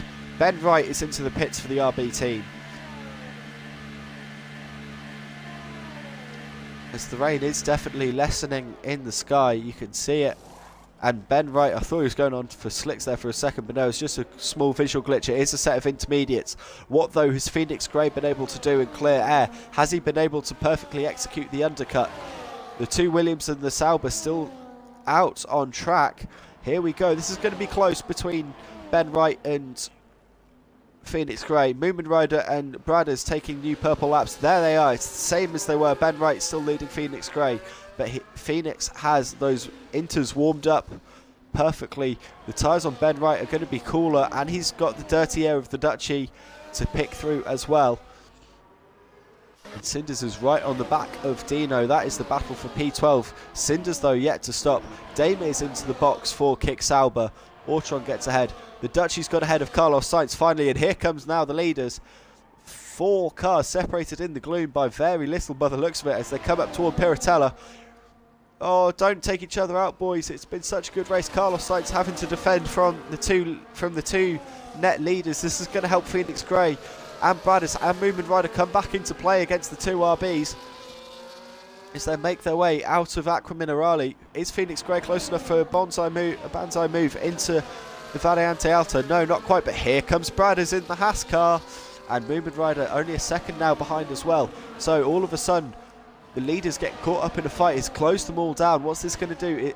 Who in the leaders is going to box? LA leads the race as it stands, and he wants to carry on for another lap at least. The Dutchie, he'll know that the drivers behind are on inters. Carlos Sainz and the Dutchie both bail into the pit. So now, Phoenix Gray, is this his best chance to go for an overtake going down into turn 1? He's the closest he's ever been, courtesy of the two Williams cars. They're side by side of the two RBs. Onto the braking zone we go. Phoenix Gray's on the outside. He had to get out of it a little bit sooner. Can he pick up the exit and get a good run out of the third part of the corner? He's got a good run. The gap's closing down on the run down toward Variante Villeneuve. Ben Wright has to go defensive onto the inside. This is where he needs to pull out his defensive resources, not defend where he doesn't have to. Don't waste tyre, energy and life. Meanwhile, Bradders is right on the back of Phoenix Gray. We're back to a 3-car fight, and here comes Moomin Rider 2, back to a 4-car fight for the lead. Carlos Sainz has got ahead of the Dutchie coming out of the pit, so that move's worked nicely for them. Carlos Sainz back up into what will be a net P6 once Ortron, who is yet to make a stop, I believe. Or maybe I'm wrong, maybe Ortron... No, Ortron's got ahead. He's undercut. Ortron has undercut Carlos Sainz and the Dutchie. If he keeps going out for another few laps, Alea as well will get undercut too. Meanwhile, Phoenix Gray still only half a second off the back of Ben Wright, who's got Bradders less than half a second off the back of him too, and Moomin Rider's only 6/10 further back too. Bradders getting a 3-second time penalty for corner cutting. This is going to begin to hurt Bradders now, as none of the other 3 people around him have got penalties. Alea is into the box, so Ben Wright resumes the lead. Phoenix Gray, though, right on his backside. Bradders, there he is, sitting up the backside of one of the RBs. Can't get by going into Tamburello, but is right in the gearbox. Where will Alea come out in relation to Ortron and Carlos Sainz? Well, here comes Ortron down the main straight. Alea gets under racing speed now. This is going to be close going into Tamburello. There is the Williams, there is the McLaren. Ortron on those warm tyres could very easily have a move in a couple of corners time if he can get a good run coming out of Tamburello.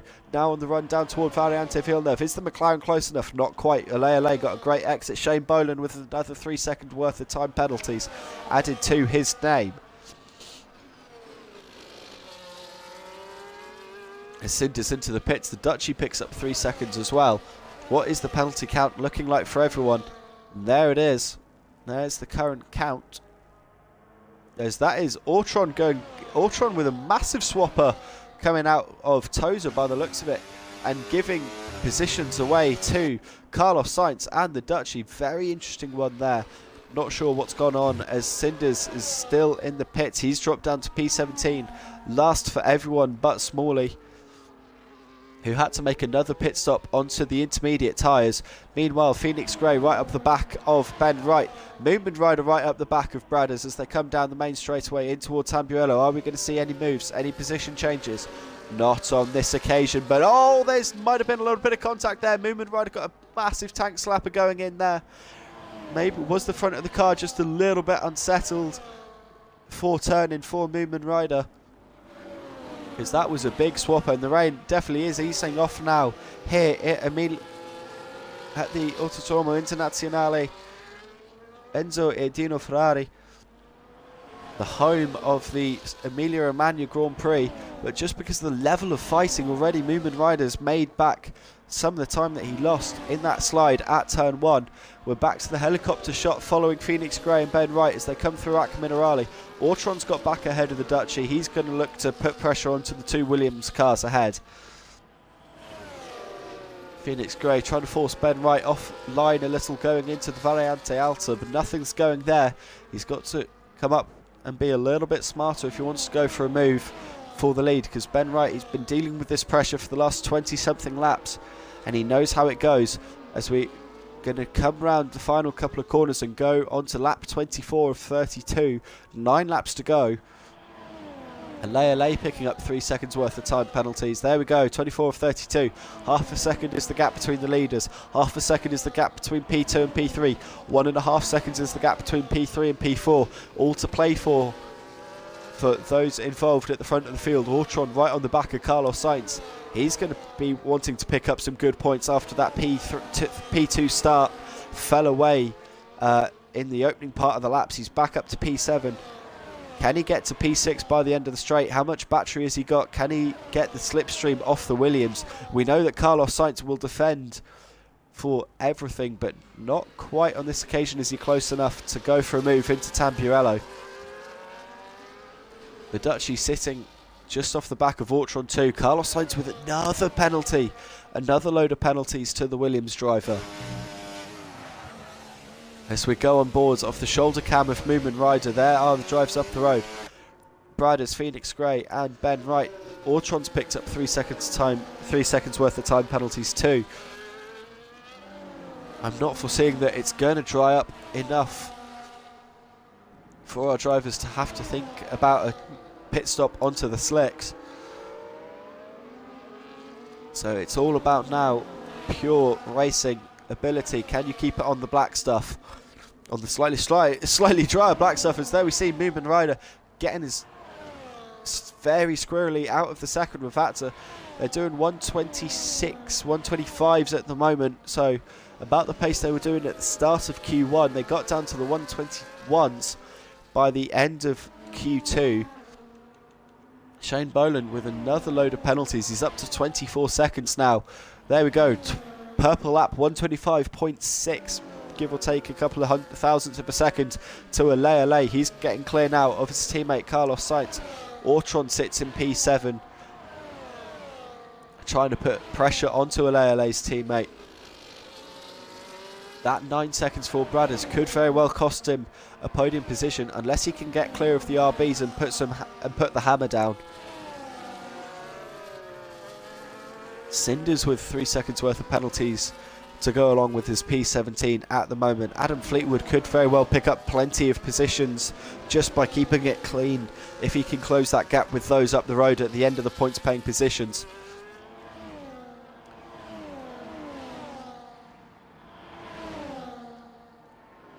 Ben Wright leads them down the hill in toward the two Ravazzas. There's Cinders in P17. Shane Boland leaves the session. He's going to be getting driven by AI for the next little while. Carlos Sainz is up to 25 seconds worth of penalties. As we're on to lap 26, the new purple lap is a 125.4. That's Bradders putting it up there.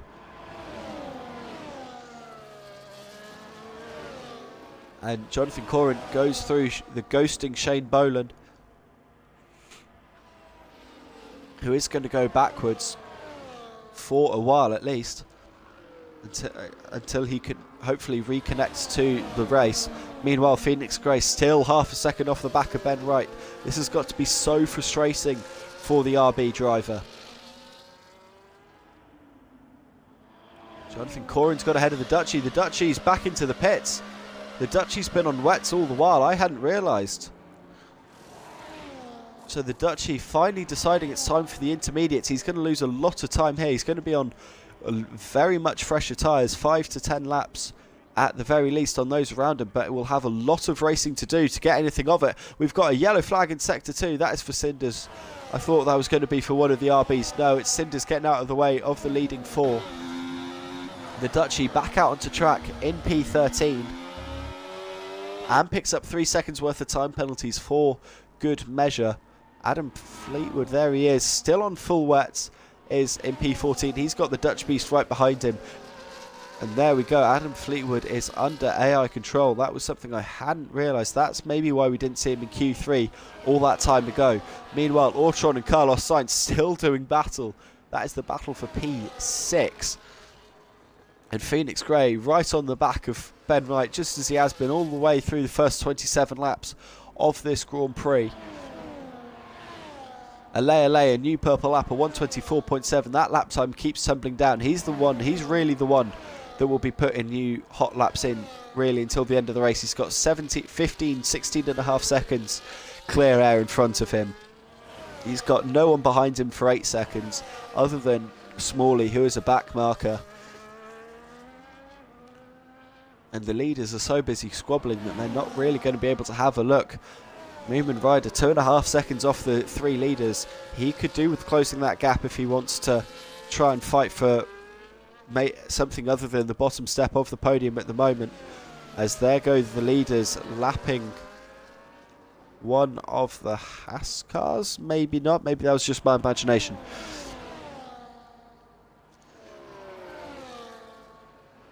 As down the hill the leaders come into the 2 Ravazzas.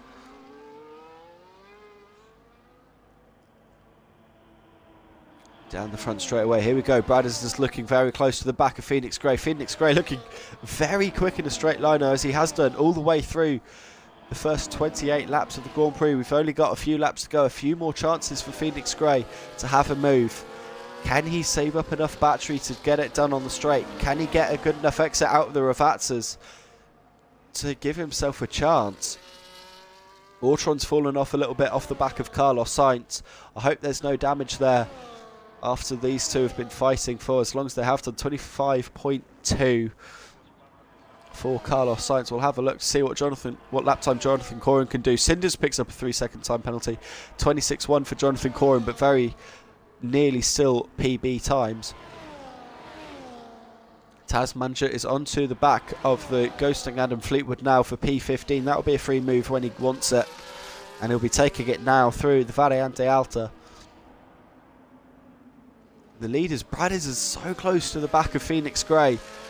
He's racing for pride at this point. Those 12 seconds worth of penalties are hanging over him like a dark and brooding cloud that's been hanging over Imola for all day, all weekend, all night really.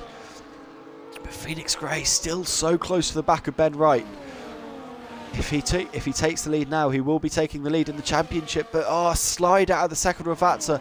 This must be infuriating. Lap 29 to 32.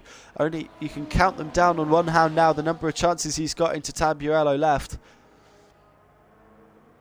Can he save up the battery? Can he save up the tyre? Does he have the tyres left? Taz Manager's come a cropper on the exit of Tamburello. There he is getting back underway.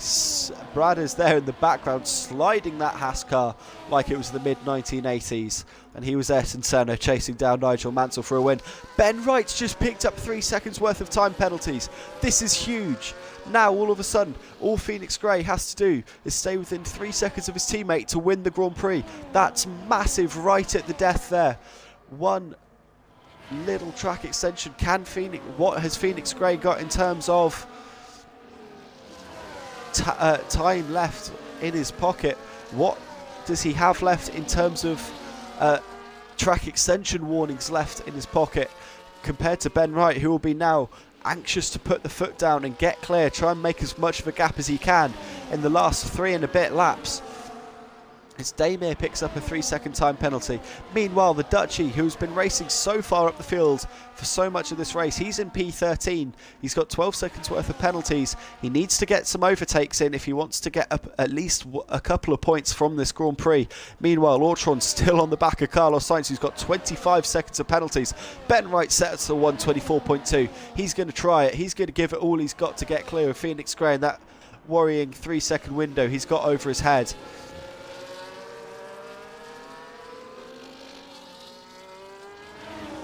R13, Carlos Sainz still doing battle into the two advances. Carlos Sainz is round. It's synchronised pirouetting, and Carlos Sainz somehow gets out the better of the two of them.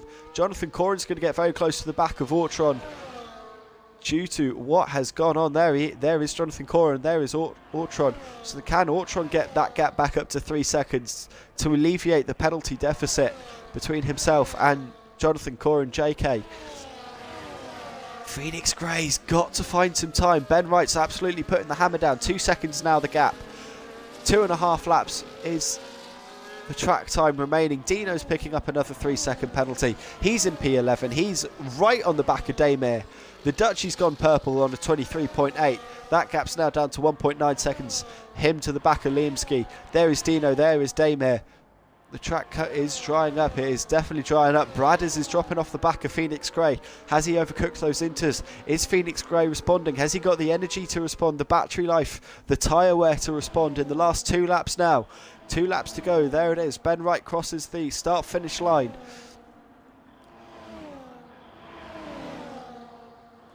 There is Moomin Rider crossing the line. There is Alea. He's in P5. He's now plenty enough clear with Carlos Sainz and R13 having their synchronised pirouetting a lap or so ago. Damir's onto the back of Shane Bolan, who's still under AI control. The Dutchie's picked up 3 seconds worth of time penalties.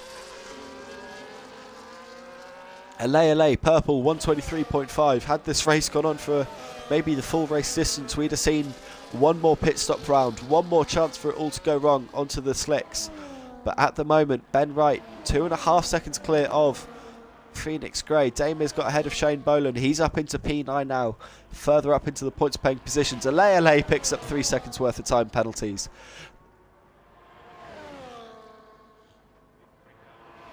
Dino's going to get Shane Bolan here as well, going into Tamburello by virtue of the fact that he is under his own control, not AI's.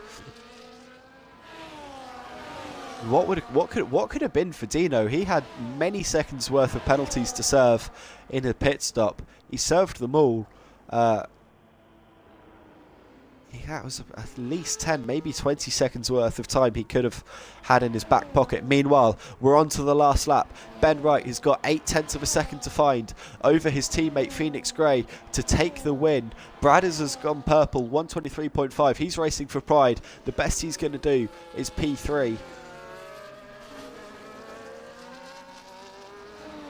Unless something goes wrong for the two RBs ahead.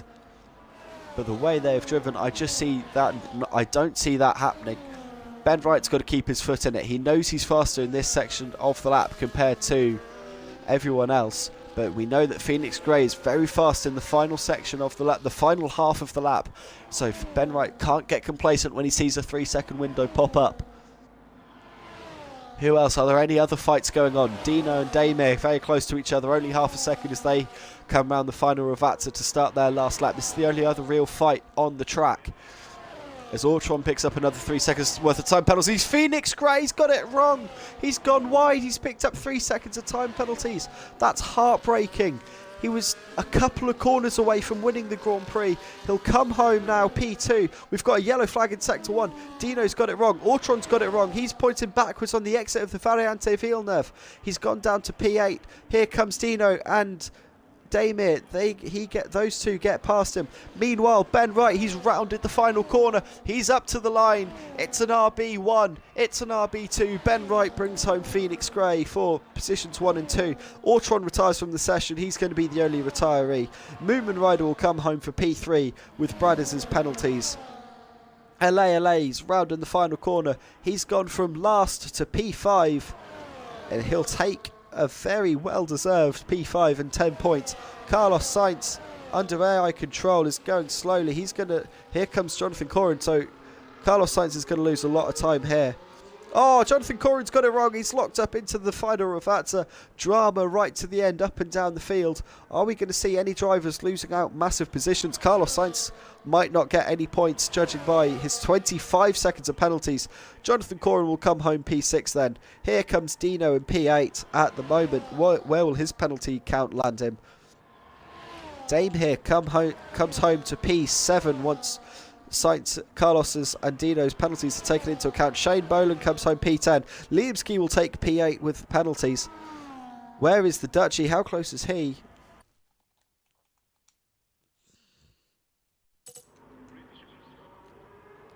The Dutchie was not close enough to get any points at the death. Dutch Beast comes home as the last car to cross the line. Ortron was the one did not finish. There are a couple of lapped cars including Cinders and Smalley and Taz Manager 2, but the race win goes to Ben Wright, who's won from pole. Phoenix Gray comes home in P2. Bradders isn't happy about the number of penalties.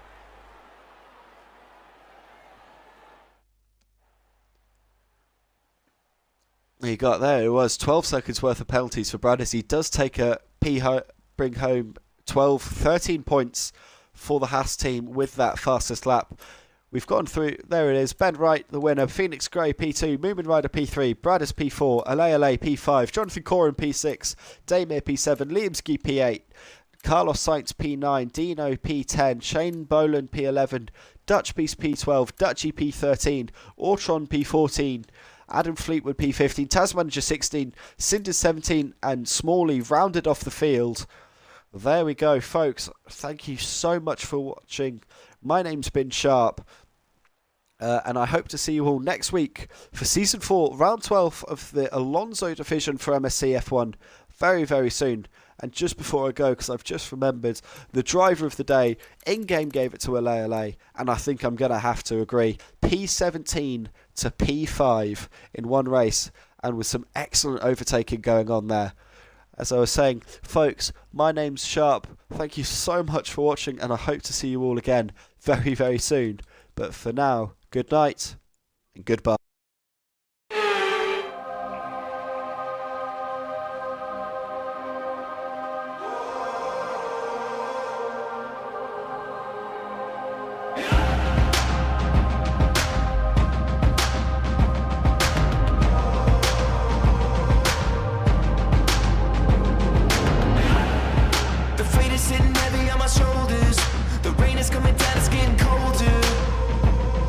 Feels like I'm gonna run out of time.